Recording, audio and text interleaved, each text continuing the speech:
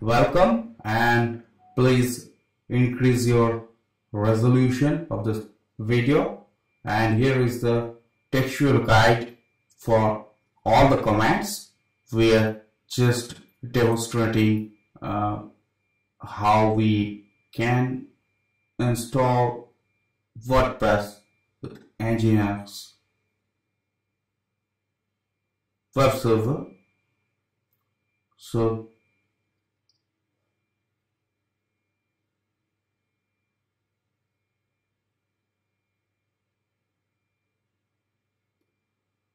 first we have to copy the public IP address, SSH root at the IP address, accept the key, type your password at the prompt, clear the screen so that you can see. So first we have to run an update, get update, and it's optional to run apt-get upgrade. Here is an glitch you will face. Accept this, keep as default. We have skipped many lines of installation years ago, but Nginx, accept it. Yes, we will install PHP 5 PM. So everything is ready for WordPress. Now we have to install the other components for running WordPress properly.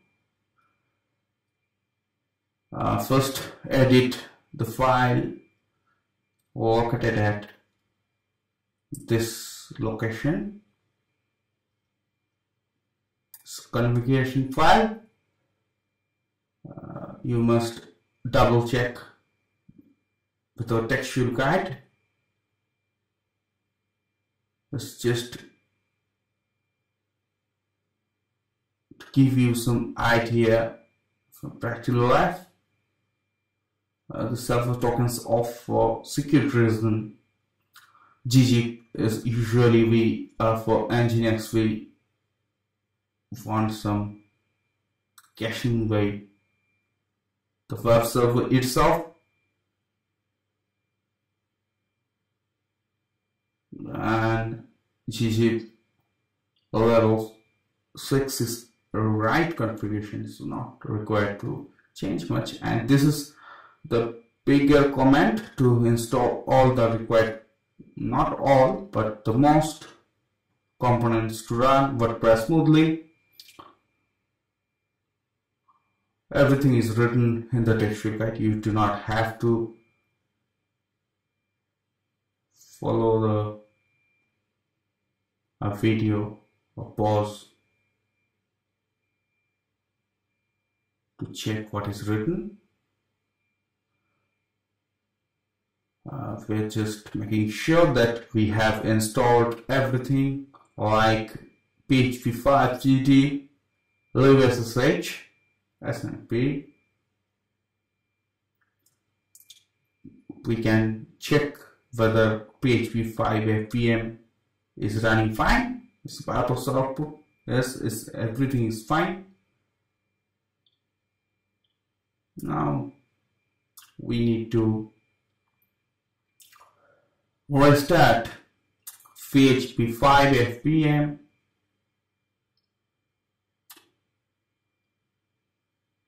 and reload Nginx configuration.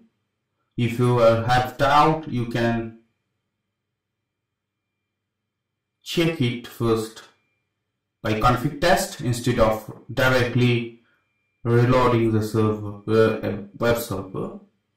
So this was our default file. This, one thing you should take care of. This is a actual virtual host file. We have to change some parameters here, and everything is written there just for getting an idea in the real life. From the written stuff, you can watch this. For example, the subname is full qualified domain name.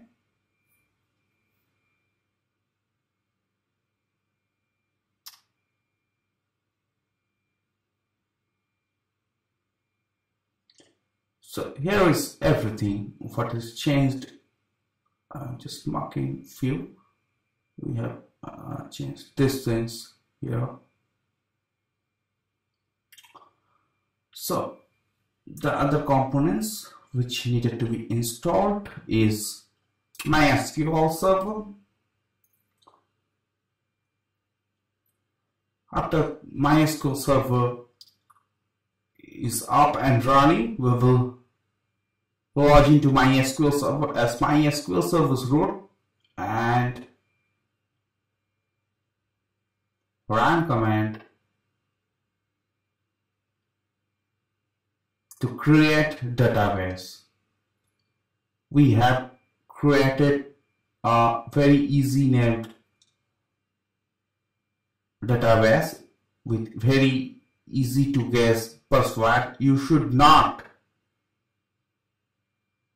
use so easy to guess password username combination in real life, and our work has been done. So what we have to do right now, we have to change directory to the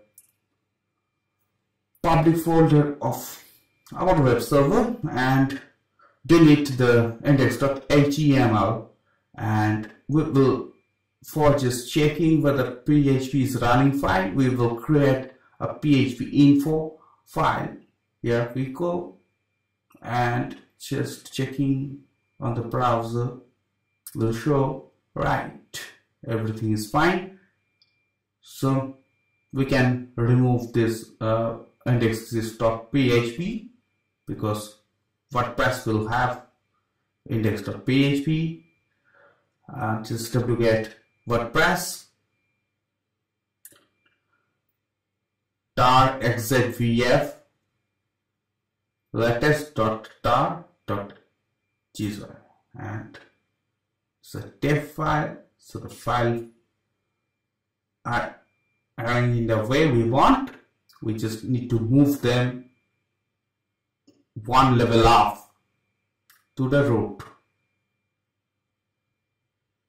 Otherwise, what will happen in the current situation is actually subdirectory named WordPress. That is not what we want. So we have to move all the file nv star dot dot.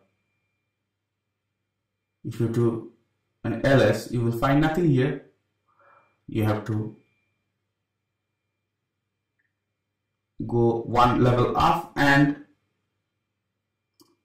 delete the WordPress empty folder and the latest.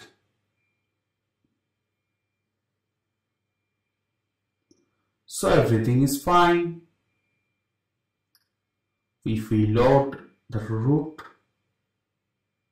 navigate to the root, we will get this, again get the correct configuration file here. We are not changing any file permission. We are copied the wp config.php from sample file, and just we were using the credentials which were used during creating the database,